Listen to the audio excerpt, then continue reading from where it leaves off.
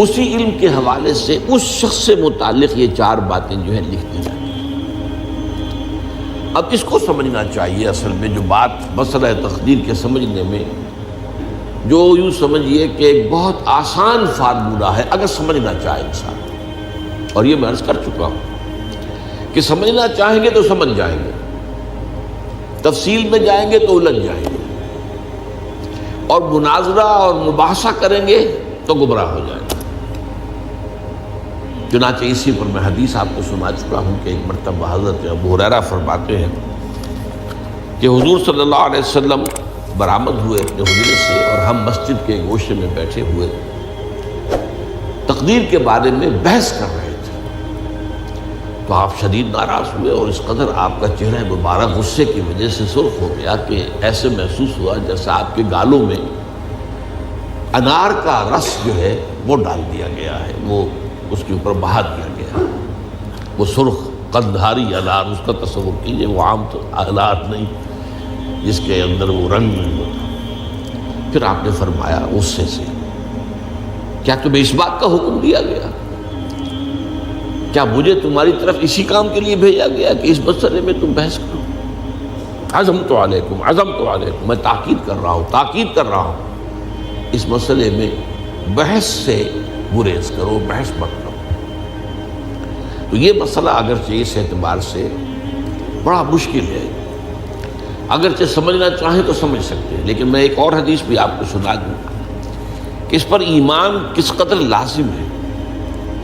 یہ ایک تابعی ہے حضرت ابن الدیلمی رحمۃ اللہ علیہ، وہ فرماتے ہیں، طویل حدیث ہے، میں اس کا خلاصہ بیان کر رہا ہوں، کہ میرے دل میں تقدیر کے بارے میں کچھ وسوسے پیدا ہوئے، تو میں نے جو بھی کبار صحابہ اس وقت زندہ تھے، بقید حیات تھے، ان سب سے ملاقات کی۔ ابی ابن کعب رضی اللہ تعالیٰ عنہ، جن کے بارے میں حضور نے فرمایا ہے کہ اقرأہم ابی ابن کعب، میرے صحابہ میں قرآن کا سب سے بڑا عالم ابی ابن کعب۔ ان کے علاوہ عبداللہ ابن مسعود کے پاس بھی میں گیا رضی اللہ تعالیٰ عنہ، جن کی حدیث ہم پڑھ رہے ہیں۔ حذیفہ بن یمان کے پاس میں گیا رضی اللہ تعالیٰ عنہ۔ ان سب نے ایک بات یہ کہی کہ دیکھو، ایک بات تو یہ جان لو کہ اللہ تعالیٰ کی قدرت سب شے پر حاوی ہے۔ اللہ تعالیٰ اگر لو ان اللہ عذب اہل سماواتہ واہل ارضہ عذبہم وہو غیر ظالم لہم، اللہ اگر تمام آسمان والوں کو اور تمام زمین والوں کو عذاب دے تو اسے عذاب دینے کا حق حاصل ہے، وہ عذاب دے سکتا ہے بغیر اس کے کہ ہم کہیں کہ وہ ظالم ہے۔ تمام زمین والے اور تمام آسمان والوں میں تو نیکوکار بھی آ گئے۔ یہ اصل میں ایک بڑا اہم مسئلہ ہے کہ جو ہمارے اور معتزلہ کے درمیان مختلف فی ہے۔ معتزلہ ہی کے انداز میں اہل تشیع کا عقیدہ بھی ہے کہ اللہ پر عدل واجب ہے، اہل سنت کے نزدیک اللہ پر کوئی شے واجب نہیں، اللہ کا اختیار مطلق ہے، جو چاہے کرے۔ چنانچہ وہ ظالم کو معاف کر سکتا ہے جب چاہے، اور وہ کسی اچھے آدمی کو عذاب دے سکتا ہے جب چاہے۔ یغفر لمن یشاء ویعذب من یشاء واللہ علی کل شیء قدیر۔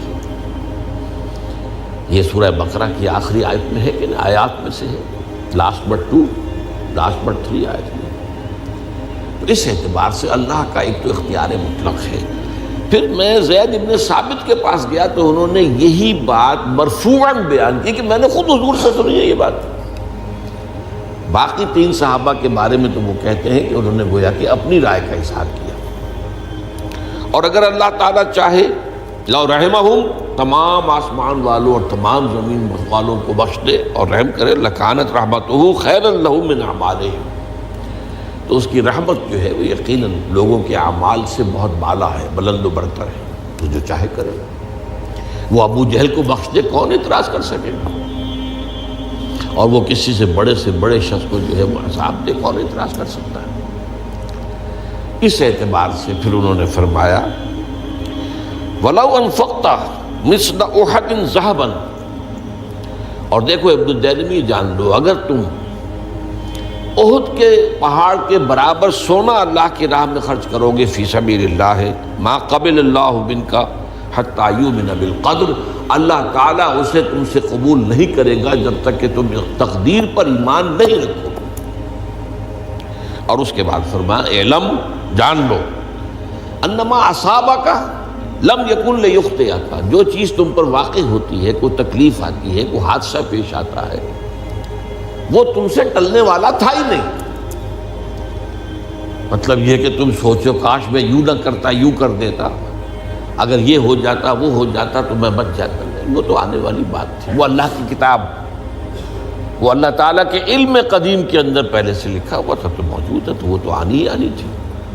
وَأَنَّمَا أَخْطَأَكَ لَمْ يَكُنْ لِيُصِيبَكَ، اور جو چیز کہ تم سے چھوٹ گئی، جاتی رہی، تمہارے ہاتھ سے نکل گئی، ممکن ہی نہیں تھا کہ وہ تمہیں ملتی، وہ اللہ تعالیٰ کا وہ جو علم قدیم ہے اس کے اندر پہلے سے طے ہے۔ وَلَوْ مِتَّ عَلَىٰ غَيْرِ هَٰذَا لَدَخَلْتَ النَّارَ، اگر دیکھو تم غور سے سن لو، اگر اس عقیدے کے سوا کسی اور پر تمہاری موت واقع ہوئی تو جہنم میں داخل ہو جاؤ۔ تو یہ اس ایمان بالقدر کی اہمیت کا معاملہ۔ اب اس کے لیے جو میں کہہ رہا تھا کہ ایک فارمولہ جو سمجھ میں آ سکتا ہے وہ یہ ہے، انگریزی کی جو اصطلاحات کے حوالے سے پہلے میں واضح کروں گا وہ ذرا زیادہ واضح ہے۔ ایک ہے پری نالج، کسی چیز کا علم پہلے سے ہونا، ایک ہے پری ڈیسٹینیشن، کسی شے کا پہلے سے طے پا جانا۔ ان دونوں میں گڑبڑ کا نہیں کرنا چاہیے۔ اللہ کا علم قدیم اس کے جبر کو مستلزم نہیں ہے، اس کا علم ہے یہ کہ تم یہ کرو گے، اس کا مطلب یہ نہیں ہے کہ تم اس کے جبر کے تحت کر رہے ہو۔ اس کی ایک سادہ سی مثال میں دیا کرتا ہوں، پھر میں کروں گا، سمجھنا چاہیں تو یہ فارمولہ بہت کافی ہو جائے۔ آپ کسی بچے کے سامنے کوئی کھلونا ڈال دیں، آپ کو تقریباً یقین ہے وہ متوجہ ہوگا، اسے اٹھائے گا۔ ہو سکتا ہے بچہ کسی اور دھن میں ہو اس وقت، ادھر اس کی توجہ کسی اور کو نہ اٹھائے۔ اگر وہ اٹھا لیتا ہے تو آپ کے مجبور کرنے سے تو اس نے نہیں اٹھایا، اس نے تو اٹھایا ہے اپنے انسٹنکٹ کے تحت کہہ لیں، اپنے ارادے کے تحت کہہ لیں، آپ مجبور تو آپ نے کی۔ لیکن اللہ تعالیٰ کا جو اندازہ ہوتا ہے وہ اندازہ، قدر کے معنی اندازہ بھی ہے، میں بیان کر چکا ہوں آپ کو۔ اس کا جو علم قدیم ہے وہ غلط ثابت نہیں ہو سکتا، ظاہر بات ہے کہ پھر تو اعلیٰ کل شیء علیم وہ ہے ہی، اس کا علم قدیم جو ہے اس میں کوئی خطا نہیں ہو سکتی۔ یہ ہے در حقیقت پری نالج اور پری ڈیسٹینیشن، دونوں کے اندر فرق کر لیا جائے، یہ جبر نہیں ہے۔ ہاں اللہ تعالیٰ کا علم ہے، اس علم کے مطابق چیز جو ہے وہ لکھتی گئی ہے، وہ تو ہو کر رہی ہے، ہوتی تو ہے، لیکن اس کے